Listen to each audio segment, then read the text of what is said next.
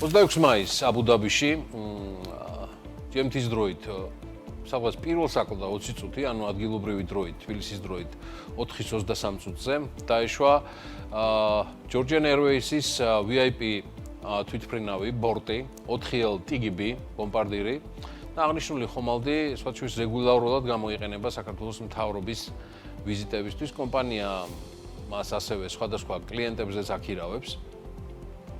მნიშვნელოვანი გარემოებაა, რომ აი ამ ქართულ ხომალდს ფრენის 2/3-ზე გამორთული ქონდა მთლიანად სანავიგაციო გადამცემები.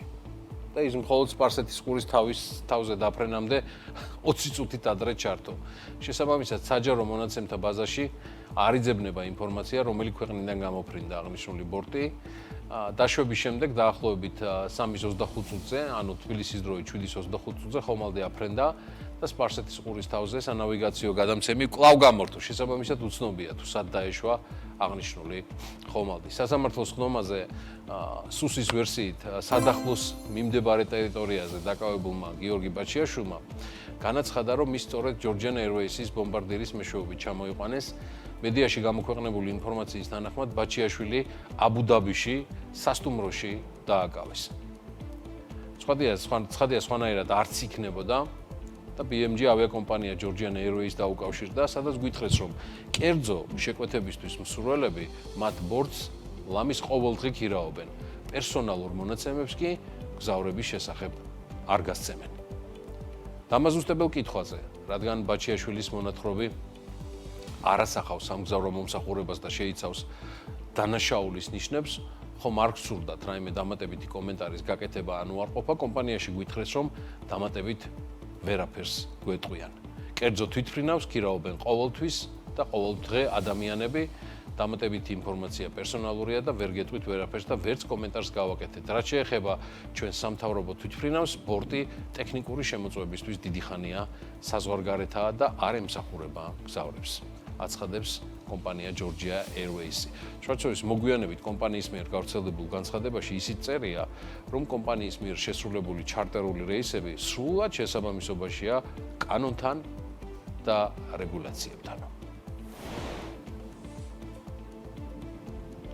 აბსოლუტურად უდანაშაულოდ ვთვლით თავს ყველა სისხლის სამართლის საქმეზე, რომელიც ჩემს წინააღმდეგ მიმდინარეობს. დღეს დამტკიცდა, რომ საქართველოში მე ვარ ივანიშვილის პირადი პატიმარი. აცხადებს ბიზნესმენი გიორგი ბაჩიაშვილი. მე კიდევ ერთ ძალიან დიდ საერთაშორისო დანაშაულის შესახებ გიამბობთ, საერთაშორისო დანაშაულის შესახებ, რომელიც პირდაპირ ივანიშვილის დაკვეთით მოხდა შაბათს 24 მაისს მე გამიტაცეს საზღვარგარეთიდან თვალები ამიხვიეს, 2 დღე თვალებახვეული მატარეს. ადვოკატის, პროკურორის, მოსამართლის და ოჯახის შეტყობინების გარეშე, შემდეგ პირდაპირ მიტაცებული ჩამტენეს აირზენას თვითმფრინავში, ყველა კანონის დარღვევით ჩამომიყვანეს მოტაცებული საქართველოში. საქართველოს ისტორიას ძალიან ბევრი საქმე ახსოვს, გამოძალვის სპეცოპერაციამ კი საერთაშორისო მასშტაბები შეიძინა. საქართველოს წარმომადგენლება ბიძინა ივანიშვილის დავალებით მიმართეს ბანდიტურ გზას და მოტაცებით ჩამომიყვანეს საქართველოში, განაცხადა ბიზნესმენმა გიორგი ბაჩიაშვილმა. მე იმასაც შეგახსენებთ, რომ გიორგი ბაჩიაშვილი 27 მაისს დააკავეს. ინფორმაცია ამის შესახებ სახელმწიფო უსაფრთხოების სამსახურმა გაავრცელა, სადაც ეწერა, რომ ბაჩიაშვილი სადახლოს მწვანე ზონაში დააკავეს. ის საქართველოს თანაინვესტირების ფონდის ყოფილი მმართველია. დაკავების საფუძველი და დეტალები ამ ეტაპზე უცნობია. პროკურატურის თქმით, საქმეს სუსის ძიებაშია და შესაბამისად მთავარი ბრალდებლები უარს ამბობენ. გენერალური პროკურატურა დამატებით კომენტარებზე. ასევე გიორგი ბაჩიაშვილი აცხადებს, რომ ინტერპოლმა მისი ადვოკატების მოთხოვნის საფუძველზე მის მიმართ ძებნა შეაჩერა და ფორმალური ან არაფორმალური საფუძველი მის მიმართ ექსტრადაციისა არ არსებობდა. ამასობაში საერთაშორისო მედია ავრცელებს ინფორმაციას, რომ გიორგი ბაჩიაშვილის დაკავებასთან დაკავშირებული გარემოებები და საქართველოს მიერ პოზიციის უეცარი შეცვლა აღვივებს ეჭვებს თბილისსა და აბუ-დაბის შორის სავარაუდო გარიგების შესახებ გაეროს ტურიზმის ორგანიზაციის საარჩევნო პროცესში ჩარევის მიზნით. აი ესე იწყება გამოცემა The Diplomat-ის სტატია, რომელშიც გაეროს მსოფლიო ტურიზმის ორგანიზაციის გენერალური მდივნის არჩევნების წინ საქართველოს არაბთა გაერთიანებულ საემიროებს შორის სავარაუდო შეთანხმებაზეა საუბარი. კერძოდ, საქმე ეხება საამიროებში გაქცეულ გიორგი ბაჩიაშვილის დაკავებას და მანამდე გავრცელებულ ცნობებს, რომ საქართველოს UNWTO-ს ხელმძღვანელის არჩევნებიდან ზურაბ პოლოლიკაშვილის კანდიდატურას მოხსნიდა. და მხარს საამიროების კანდიდატს დაუჭერდა. სხვადასხვა გამოცემების ინფორმაციებს შორის, მათ შორის არის Civil Georgia, The Guardian-ი. ბაჩიაშვილის შესაძლოა არაბთა გაერთიანებულ საამიროებსა და საქართველოს მთავრობის თანამშრომლობის შედეგად დააკავეს და ერთი შეხედვით თვითონ იურიდიული საკითხი ემთხვევა კიდევ ერთ მოვლენას, რომელსაც ძალიან მნიშვნელოვანი ინსტიტუციური წონა გააჩნია.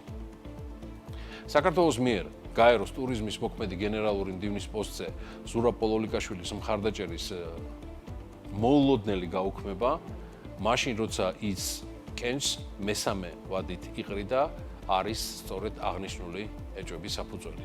ნათქვამია The Diplomat-ის ამ ავტორიტეტული გამოცემის სტატიაში. გამოცემა ასევე აღნიშნავს, რომ საქართველოს მიერ კანდიდატურის გაწვევამ და საამიროების კანდიდატის მხარდაჭერამ საერთაშორისო დიპლომატიურ საზოგადოებაში გამოიწვია გაკვირვება ამ ვერსიას, ანუ პოლოლიკაშვილის კანდიდატურაში ბაჩიაშვილის პერსონის გაცვლას პრემიერ-მინისტრი უწოდებდა შეურაცხმყოფელს. მე შეგახსენებთ ირაკლი კობახიძის განცხადებას, სადაც მან თქვა, რომ ასეთი ვერსია არის საქართველოსთვის იგულისხმა საკუთარი თავი და ხელისუფლება შეურაცხმყოფელიო. გაეროს ტურიზმის ორგანიზაციის არჩევნები გუშინდელი და დღევანდელი დღის ჩათვლით არის ჩანიშნული და გენერალური ასამბლეის წინაშე წარსადგენად ორგანიზაციის მომდევნო გენერალური მდივნის კანდიდატურას უყრიან კენჭს.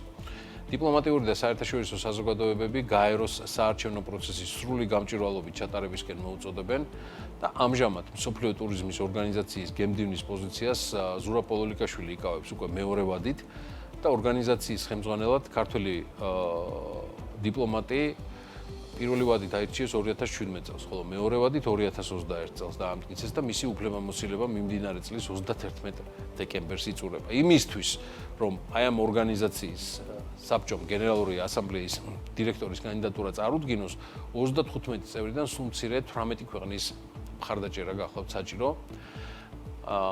და მას შემდეგ, რაც მინიმუმ ეს 18 ქვეყანა ერთ კანდიდატს დაუჭერს მხარს, გაეროს ტურიზმის გენერალური ასამბლეა, რომელიც ნოემბერში შეიკრიბება, კანდიდატურას დაამტკიცებს. 35 ქვეყანა, რომლებიც 30 მაისს ორგანიზაციის გენერალური მდივნის კანდიდატს შეარჩევენ, გახლავთ შემდეგი: არგენტინა, სომხეთი, აზერბაიჯანი, ბაჰრეინი, ბრაზილია, ბულგარეთი, კაბო-ვერდე, ჩინეთი, კოლუმბია, ხორვატია, ჩეხეთი, კონგოს რესპუბლიკა, თან დემოკრატიული ჩემო ბატონო, საქართველოა იქვე, განასთან ერთად საბერძნეთი, ინდოეთი, ინდონეზია, ირანი, იტალია, იამაიკა, იაპონია, ლიეტუვა, მაროკო, მოზამბიკი, ნამიბია, ნიგერია არ გამოგრჩეს, სამხრეთ კორეა, რუანდა, საუდის არაბეთი, სამხრეთ აფრიკა, ესპანეთი, ტანზანია, ჩვენი არაბთა გაერთიანებული საამიროები და ზამბია. მოკლედ, იქიდან გამომდინარე, რომ ქართულმა ოცნებამ არჩევნებიდან ზურაბ პოლოლიკაშვილის კანდიდატურა უკვე მოხსნა, 35 ქვეყანა მომდევნო გემდივანს 5 ნომინანტისგან შეარჩევს. და ესენი არიან თქვენს წინაშე წარმოდგენილნი: ჰაბიბ ამარი, ტუნისელი, მუჰამედ ადამი, განა, შეიხა ალ ნოვაისი, რომელიც არაბთა გაერთიანებული საამიროების კანდიდატია, გლორია გუევარა, მექსიკიდან და ჰარა ტეოჰასირის. ეს არის საბერძნეთის წარმომადგენელი. თქვენ ხედავთ, რომ აქ საქართველოს კანდიდატი აღარ არის. აღარ არის არც ცალკე აღებული ზურაბ პოლოლიკაშვილი, რომელსაც ყველა აი ამ ზემოხსენებულ პირებს შორის, ვინც მე წარმოგიდგინეთ, გაეროს მსოფლიო ტურიზმის ორგანიზაციის თავმჯდომარედ მესამე გზის არჩევის ყველაზე რეალური კანდიდატი გახლდათ. თუმცა გახლდათ და აღარ არის. და სულ ეს არის. ჭირიკა, ხინიაკა. ზღაპარიც დასრულებულია. საპარლამენტო ფრაქცია ქართული ოცნების თავმჯდომარის მამუკა მდინარაძის განცხადებით მთავრობას კორუფციასთან ბრძოლის მხრივ აქვს ხელშესახები შედეგები და მსოფლიო სამეულშიც გეგმავს შესვლას.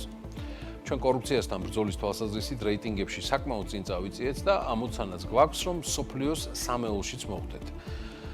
განაცხადა ბატონმა დინარაძემ, თუმცა არ განუცხადებია რის სამეულში აპირებს და რა ტიპის ავანგარდში აპირებს ყოფნას, მაგრამ მოდი გადავხედოთ რა არის რეალობა ყველა იმ საერთაშორისო ორგანიზაციის მიერ შედგენილი რეიტინგის მიხედვით, რომლითაც ბატონი დინარაძის განცხადების საპირისპიროს ამტკიცებს. მსოფლიო ბანკის, ტრეისის და საერთაშორისო გამჭვირვალობის კორუფციის აღქმის ინდექსები საქართველოში კორუფციის გაუარესებაზე მეტყოლებენ. სწორედ ეს სამი ორგანიზაცია ითვლის მსოფლიოში კორუფციის დონეს.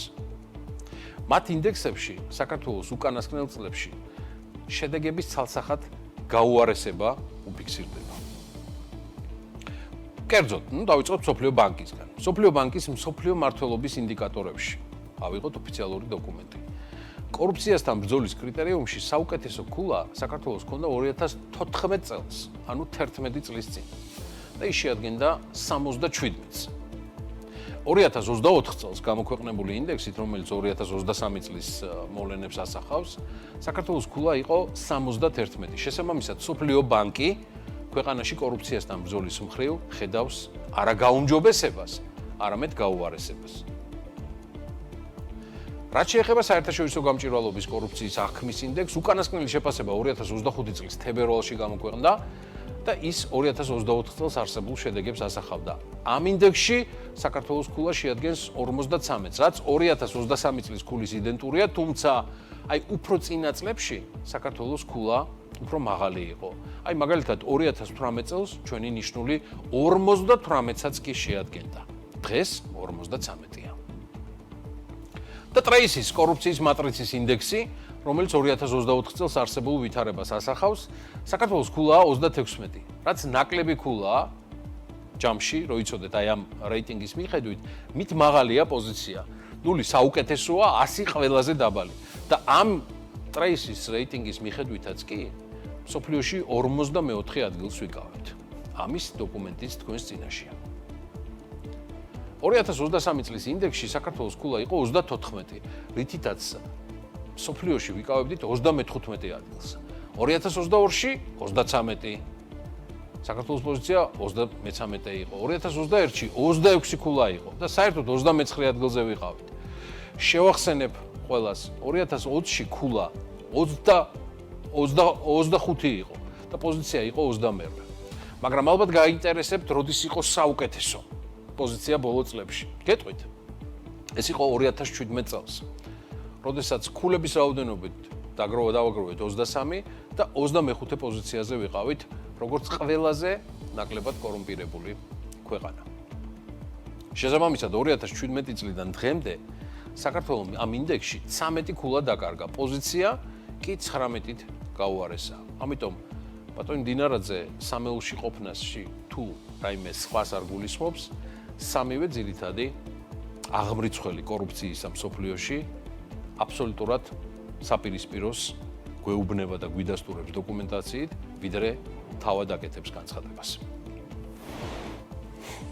საფრანგეთის საგარეო საქმეთა სამინისტრო საქართველოში მყოფ ფრანგ მოქალაქეებს პოლიციის მხრიდან შემოწმების შემთხვევაში თითოეულმა პირმა უნდა შეძლოს თავისი ვინაობის დამტკიცებაო და ტერიტორიაზე შესვლა მაინც შეიძლება აგეგრძალოთო იმ პირებსაც კი, რომლებიც ფლობთ საქართველოში მოქმედი ბინადრობის ნებართვასო და ამის თაობაზე გაფრთხილებას აქვეყნებს.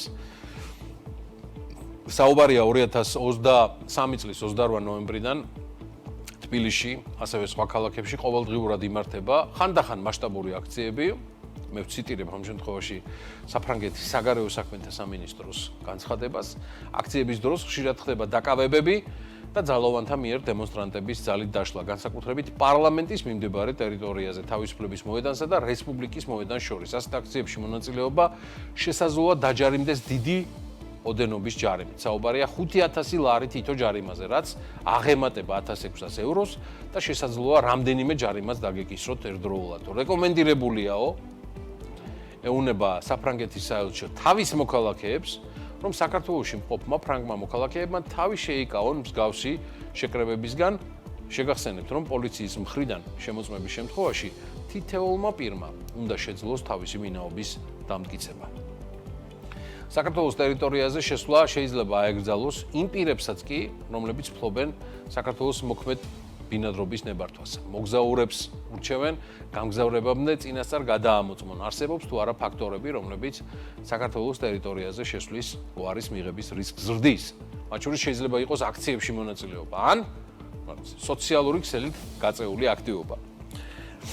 საქართველოში ხელმეორედ შესვლა შესაძლოა დაკავშირებული იყოს მსგავსი აქციებში სავარაუდო მონაწილეობისთვის მძიმე ჯარიმების დაუყოვნებლივ გადახდის აუცილებლობასთან. ეს წერია საფრანგეთის საგარეო საქმეთა სამინისტროს განცხადებაში. მე შეგახსენებთ, რომ დაახლოებით მსგავსი შინაარსის საკმაოდ მძიმე განცხადება გუშინ დილით პოლონეთის საელჩომაც გაავრცელა. მე ნამდვილად არ გამოვდგები მართველი გუნდის მრჩევლად. მით უმეტეს საგარეო საკითხებზე, სადაც საკუთარ თავს, მე მგონი პლანეტარული მასშტაბის გეოპოლიტიკურ გროსმაისტერებად მიიჩნევენ, თუმცა ისევ საქართველოს მისი ხალხის და ჩვენი ეკონომიკის საუკეთესო ინტერესებიდან გამომდინარე, მიუხედავად იმისა, რომ ამ წუთში პარამეტრებს მართლა არანაირი სარისკო პრობლემატური ვითარება არ ემუქრება, ვფიქრობ, მნიშვნელოვანი იქნება გუშინ რეჟიმში მართლმა პარტიამ დაიწყოს ურთიერთობა და კომუნიკაცია ევროპის სტრუქტურებთან, რათა ახალი ფურცლით თუ ძველის გადამეორებით, არ ვიცი, მოხდეს ამ ურთიერთობების გარკვევა და შესაძლოა ნდობის აღდგენა, რაც სრულიად დაკარგულია მხარეებს შორის, ანუ ევროკავშირის წევრ სახელმწიფოებს და საქართველოს მართლ პარტიას შორის. ამის რესურსი აქვს და ჩემი აზრით აქვს მხოლოდ ირაკლი კობახიძეს, რომელსაც შეუძლია ამ გორდიას კვანძის გახსნა სწორი, ადეკვატური და ცხადია პრინციპული პირდაპირი კომუნიკაციით ევროპის ლიდერებთან.